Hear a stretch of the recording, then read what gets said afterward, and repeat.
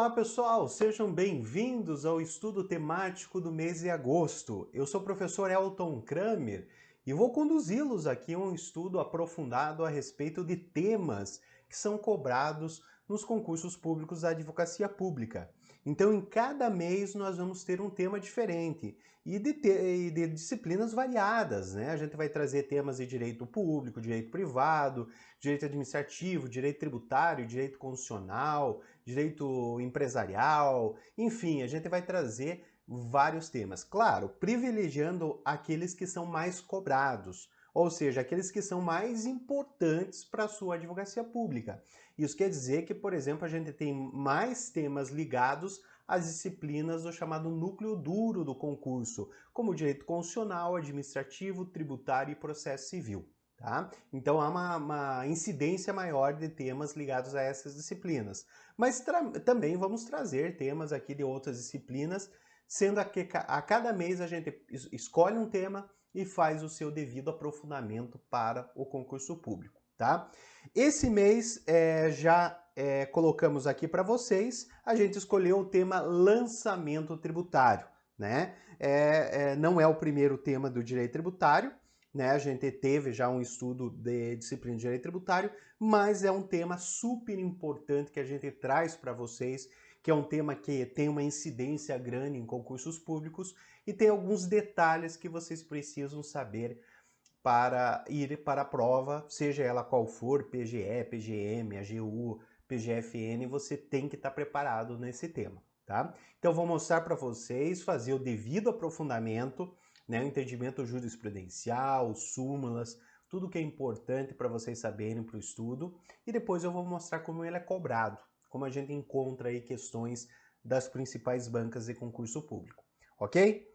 Primeira coisa, professor, como que eu posso me aprofundar nisso? Atualmente, até esse tema aqui foi programado, foi planejado a partir da nossa obra que eu tenho junto com o professor Vinícius Casalino, curso de Direito Tributário, tá? Então a base dela, teórica, está em nosso livro, tá? Mas você pode encontrar em outros livros, Hugo de Brito Machado, Ricardo Alexandre, entre outros, você também vai encontrar esse tema. Tá? Mas só para você, que muitos alunos mandam e-mail, mas professor, eu quero me aprofundar um pouquinho mais, eu preciso entender aquilo que o professor explicou. Né? Nós temos inclusive o nosso curso aqui, Direito Tributário para Concursos, aqui mesmo no site do Aprovação PGE, também um aprofundamento em toda a matéria de direito tributário, é uma especialização necessária que você tem que ter numa das principais disciplinas que são cobradas em concurso público, então nós oferecemos aí o curso e também uma obra aí de acompanhamento. Pessoal, para a gente falar em lançamento, desculpe, nós temos que entender nessa vida, ou o sentido, né, dessa programação do tributo, que eu chamo vida de um tributo, porque ele nasce e ele também morre. Então, nós temos o lançamento tributário aqui localizado, deixa eu só pegar um ponteiro aqui para melhor localizar para vocês a matéria. Então nós temos aqui o lançamento programado após a obrigação tributária. Então veja que você vai ter hipótese de incidência, que é aquela previsão abstrata do tributo, como por exemplo, auferir renda. É uma hipótese de incidência. Ela ocorreu? Ainda não. Porque quando ela ocorrer, nós vamos ter a obrigação tributária ou fato gerador do tributo. A hipótese de incidência apenas é a previsão abstrata da lei. Então, quando alguém auferir renda, vai ter que pagar o imposto de renda. Essa hipótese de incidência ela foi desenvolvida pelo professor Geraldo Ataliba e sistematizada pelo professor Paulo de Barros Carvalho, né, que você vai encontrar em vários livros menções a esses autores. Né? Então, nós temos a hipótese de incidência que ela ocorrendo no mundo fático, ela vai virar o quê? Uma obrigação tributária. A partir da obrigação tributária, eu tenho que pagar o tributo, professor? Não. Eu preciso converter essa obrigação em um crédito tributário. Quem vai fazer isso? O lançamento tributário. Então veja a importância do lançamento. Ele vai declarar a obrigação e constituir o crédito. Então ele tem essa função dúplice, que muitos chamam que é a natureza jurídica dúplice do lançamento. Ele olha para trás, declara a obrigação, olha para frente e constitui o crédito. Aqui também é importante que o lançamento tributário é um marco que divide o prazo decadencial, que é o prazo previsto no artigo 173 do CTN, que é aquele prazo que a Fazenda Pública tem de constituir o crédito tributário, né? 5 anos de prazo decadencial. E ocorrendo o lançamento, que é a constituição do crédito, a Fazenda Pública tem o prazo de 5 anos para cobrar, né? Que é o prazo prescricional do artigo 174 do CTN. Tá? Então, por isso que ele é muito importante o lançamento para esse entendimento. O lançamento tributário, o seu conceito, você vai encontrar lá no artigo 142 do CTN, que ele fala o seguinte: compete privativamente à autoridade administrativa, primeiro, constituir o crédito tributário, que é a função constitutiva, a natureza constitutiva do lançamento. Assim entendido, o procedimento administrativo tendente a verificar a ocorrência do fato gerador. Isso aqui é olhar para trás e declarar a obrigação tributária. Aqui são as duas naturezas que você tem, constitutiva e declaratória. Fato gerador da obrigação correspondente, determinar a matéria tributável, que é fixar a base de cálculo, calcular o montante do tributo devido, aplicando a alíquota sobre a base de cálculo, identificar o sujeito passivo, que é o aspecto subjetivo, né, da relação jurídico-tributária, e, sendo o caso, propor a aplicação da penalidade cabível. Aqui nós temos, então, as funções, os objetivos ou a finalidade do lançamento tributário. Ali você entende, então, para que ele serve. Agora, o que é importante disso?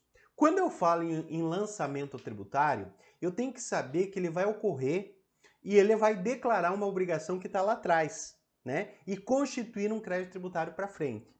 Nesse meio tempo, entre a obrigação tributária e a constituição do crédito tributário, pode ocorrer um tempo razoável, né? Então, vamos dizer, você tem um prazo decadencial de 5 anos para constituir o crédito. Então, eu posso ter uma obrigação tributária em 2010 e 2014 você ter a constituição do crédito. Vamos imaginar que nesse meio tempo houve mudança de legislação, alterando a alíquota para mais, para menos. O que isso significa?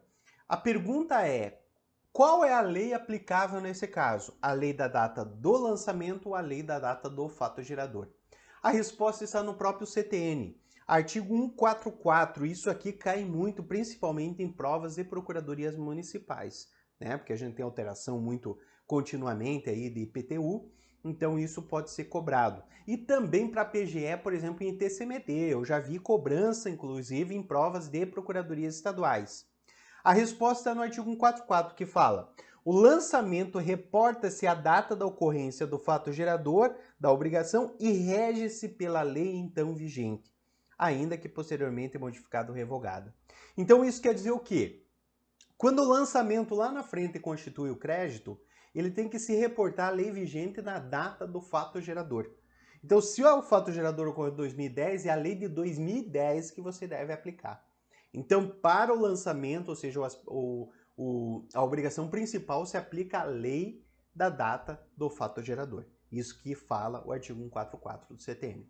Agora, professor, e se nós tivermos mudanças nos aspectos formais, nas prerrogativas da Fazenda Pública, na questão de aumento de fiscalização, questões formais da obrigação tributária, né? Qual é a lei que eu devo aplicar? A resposta está aqui no parágrafo 1º. Aplica-se ao lançamento a legislação posteriormente à ocorrência do fato gerador da obrigação, que tem instituído novos critérios de apuração ao processo de fiscalização. Desde que isso, e eu vou aqui para a parte final já, desde que nesse último caso não atribua, né, exceto nesse último caso, para efeito de atribuir responsabilidade tributária a terceiros. Então você não pode alterar para efeitos de responsabilidade tributária, mas para efeitos de aspectos formais do lançamento, aumentando as prerrogativas da Fazenda Pública, é possível você aplicar a lei posterior. Ou seja, ela pode retroagir para o fato gerador anterior. O que é importante você saber? Você não pode alterar nada do aspecto do tributo. Aspecto material, espacial, temporal, quantitativo e pessoal. Principalmente o pessoal que é excepcionado pela parte final aqui da responsabilidade tributária. Agora, aspectos formais do lançamento tributário, de prerrogativas e fiscalização, é possível sim a essa norma retroagir a fatos passados, ok? Isso aqui é muito importante também, principalmente quem vai fazer provas de advocacia pública, que vai ter na parte tributária, de fiscalização, você tem que entender muito bem isso. É por isso que eu fiz aqui um quadro resumo para vocês compreenderem. Então, primeira coisa, se a questão, né, do concurso público querer cobrar de vocês a parte substancial do tributo, como eu falei, aspecto material, temporal, espacial, quantitativo ou pessoal, nós temos aqui uma lei que se refere ao quê? Ao aspecto substancial do tributo. Eu coloquei parte substancial, que é a obrigação principal em si, né? Então, o que eu falo sobre o critério, o aspecto da obrigação principal? É o pagamento do tributo, né? Então, normalmente as questões colocam aqui a alteração de alíquota do tributo. Então, o ICMS tinha uma alíquota de 18%, passou para 20%. Qual que é a lei aplicável? A lei da data do fato gerador, né? É aqui que é a resposta com base no artigo 144, caput do CTN. Agora, professor, o aspecto formal, então, as questões de fiscalização, eu posso aplicar a lei em vigor na data do lançamento tributário. Correto, né? Isso aqui, inclusive, está no parágrafo 1º do artigo 144, né? Então, a legislação que posteriormente é ocorrência do fato gerador, né, aplica-se, que tem instituído novos critérios de apuração e processo de fiscalização, aplica-se ao lançamento. Ou seja, então eu aplico a lei em vigor na data do lançamento. Ela pode retroagir para alcançar fatos geradores anteriores à sua vigência, tá? Então isso aqui não fere o princípio da retroatividade. Aspectos formais, que são diferentes dos aspectos materiais do tributo. Mas eu não posso me esquecer que também eu tenho matérias atinentes à penalidade, principalmente a multa. Então, por exemplo, eu tenho lá uma multa aplicada ao contribuinte. E a multa era de 10%. Né? Apliquei na data do fato gerador, que ele não pagou, então teve uma auto-infração e aplicação da multa. Mas depois de 3 anos, houve uma aprovação de uma lei que reduziu aquela multa de 10% para 5%. Ela pode retroagir para beneficiar o contribuinte? Pode. Aonde que está isso? No artigo 106 do Código Tributário Nacional. O inciso 2 diz lá que o ato não definitivamente julgado pode ser aplicada uma lei posterior para fato pretérito quando vem aí estabelecer, aí entre suas alíneas lá, tá, a beneficiar o contribuinte com uma alíquota menor da multa. Tranquilo. Uma multa menos severa ela pode retroagir, desde que o ato não esteja definitivamente julgado. Ok, pessoal? Então vamos em frente, vamos em frente.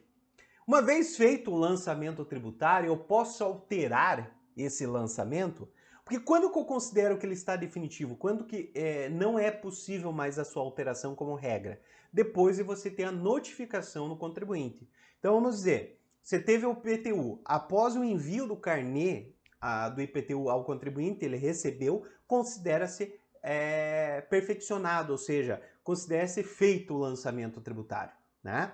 Materializado esse lançamento, ele só pode ser alterado diante de 3 situações. Primeira situação, iniciativa do sujeito passivo, mediante impugnação por via administrativo-judicial, ou seja, o contribuinte ou impugna administrativamente, ou ele vai ajuizar uma ação anulatória, por exemplo, para anular esse lançamento tributário. Então, diante dessas duas formas, é possível a alteração do lançamento. Segunda forma, diante do recurso de ofício à autoridade administrativa. Então, é possível, por exemplo, a autoridade ter lá, por exemplo, o recurso de ofício. Ele faz o lançamento, mas a lei obriga que ele passe para o agente superior a ele, né? Então, é o auditor fiscal, ele passa para o delegado, né, numa espécie de recurso de ofício. É possível também ter essa alteração no lançamento. E por último, diante dos casos de irregularidades que são enquadrados como erro de fato, né, previsto no artigo 149 do CTN. Isso quer dizer o quê? Que eu só posso alterar o lançamento nessa última hipótese aqui diante de erro de fato. Professor, o que isso significa? Se for erro de direito, ou alteração de critério jurídico, eu posso alterar, mas somente para frente. Eu não posso retroagir para lançamentos já efetuados. Então, vou imaginar uma situação. Eu tenho um lançamento efetuado e eu notei que tem um erro de metragem do imóvel, no caso de IPTU. Eu lancei o IPTU pensando que o imóvel tinha 100 metros quadrados, mas na verdade ele tem 150 metros quadrados. Eu posso voltar lá e refazer esse lançamento ou complementar esse lançamento? É possível, porque ele se enquadra dentro das hipóteses do artigo 149 do CTN. Ele é um erro de fato. Isso aqui, inclusive, está previsto, né? Tem vários incisos lá do artigo 149 que ele diz lá que o lançamento é efetuado e revisto de ofício pela autoridade competente. Nesses seguintes casos, aí você vai ver o rol de casos, né? E o parágrafo único ainda diz o seguinte: a revisão do lançamento só pode ser iniciado enquanto não extinto o direito da fazenda pública. Corretíssimo. Então, se eu tenho erro de fato, é possível fazer essa revisão do lançamento efetuado, né? É possível alterar esse lançamento já efetuado. Agora, se eu tiver uma mudança de critério jurídico, não. Aonde que está essa vedação, professor? Aqui no artigo 146. Diz o seguinte: a modificação introduzida de ofício ou em consequência de decisão administrativa ou judicial, nos critérios jurídicos adotados pela autoridade administrativa, no exercício do lançamento somente pode ser efetuada em relação a um mesmo sujeito passivo quanto a fato gerador ocorrido posteriormente à sua introdução. Isso quer dizer o quê? A alteração de critério jurídico que a gente chama de erro de direito pode ocorrer? Pode, mas somente com efeito prospectivo. Para novos lançamentos. Para lançamentos já efetuados eu não posso alterar. Isso o que protege é o princípio da legítima confiança, a segurança jurídica, que protege situações já consolidadas. Então, por exemplo, no caso do IPTU que a gente já estava utilizando, isso é possível diante de uma situação que você, fiscal, considera que aquele imóvel ele é residencial. Embora tenha um artesanato, uma atividade econômica de artesanato, o fiscal considera que o imóvel é residencial e aplica a alíquota correspondente. Mudando os fiscais, né, alguns se aposentam, outros vêm, concurso público e tal, vem um novo fiscal e diz, espera aí, tem um artesanato, então isso aqui eu vou enquadrar como comercial e não imóvel residencial. Posso alterar? Posso, mas somente para novos lançamentos. Para aqueles lançamentos que já foram efetuados, não poderão ser revisados por essa mudança do critério jurídico. Então isso está no artigo 146 e é respeitado aí pela jurisprudência, né? Então só pode ser alterado diante de critérios de erros de fato. Inclusive trouxe aqui uma jurisprudência do STJ, né? Que a gente já tem como consolidado, isso aqui já passou até pela sistemática de recursos repetitivos, que firmou o entendimento de que a retificação de dados cadastrais do imóvel após a constituição do crédito tributário autoriza a revisão do lançamento pela autoridade administrativa, enquanto não extinto pela decadência, quando decorrer da apreciação de fato não conhecido por ocasião do lançamento, conforme previsto no artigo 149. Então, se for erro de fato, pode. Se for erro de direito, não. Tá? Então, isso aqui é muito importante para vocês que estão estudando, principalmente para vocês que se preparam para procuradorias municipais. Porque normalmente quem vai fazer procuradoria estadual também se prepara para procuradoria municipal, né? O estudo é muito similar. Só que tem coisas que são mais peculiares de uma e outras que são mais peculiares de outras. Isso eu falo porque eu já fui procurador municipal, já passei no concurso de procuradoria municipal e hoje eu sou procurador estadual. Então eu tenho essa noção das duas provas, como você pode se preparar. Por isso que eu vou chamando muita atenção de uma e de outra, ok? Professor, quais são as espécies de lançamento? Né? Isso aqui é comum, você encontra em qualquer livro, mas depois eu vou destrinchar um pouquinho isso. Lançamento de ofício direto, previsto no artigo 149, inciso 1, que é aquele ato que tem único, do fisco. Né? Apenas um ato você encontra no processo. Por exemplo, IPTU. É confeccionado o carnê pela prefeitura e encaminhado para sua casa. É um ato único. Né? Nós temos também o lançamento por declaração, lá do artigo 147 CTN, que é um ato conjunto. Você tem um ato do contribuinte levando, prestando essa declaração, e um ato do fisco pegando essas informações e promovendo o lançamento. Isso ocorre no ITBI, por exemplo, você leva o contrato até a prefeitura calcula o ITBI e te devolve a guia. É um ato conjunto. E você também tem no imposto de importação.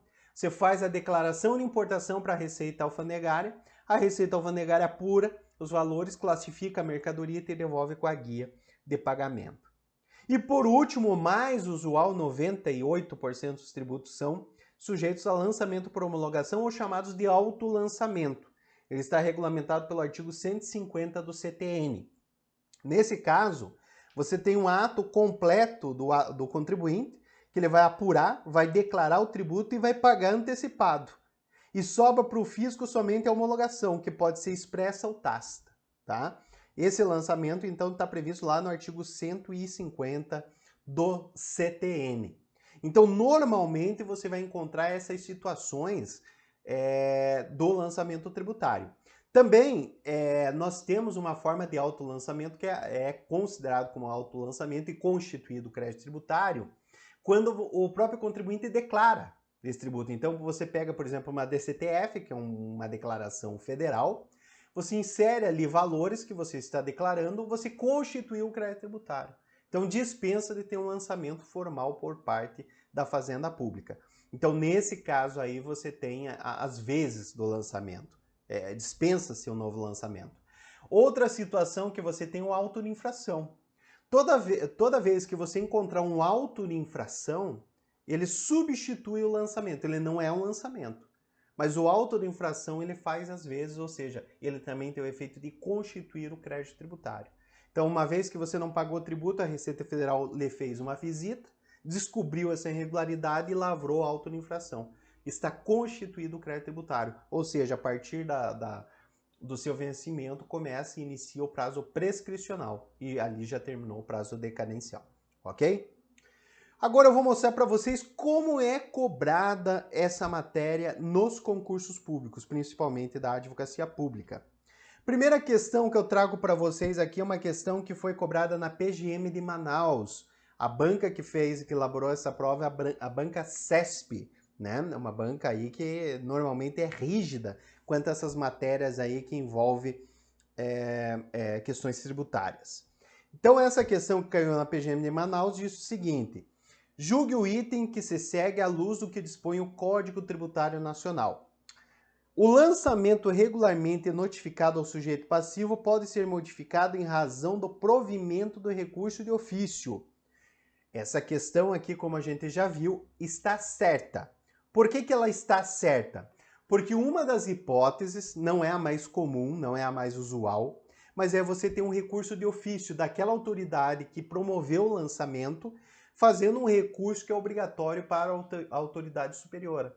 Ou seja, você tem um auditor fiscal que lavrou, por exemplo, auto de infração ou promoveu o lançamento tributário, automaticamente ele envia esse lançamento auto de infração para a autoridade superior, né, para o seu chefe. E ali ele é considerado um recurso de ofício. Então é possível sim a modificação nessa situação, porque ela é colocado e previsto no artigo 145 do CTN, ok?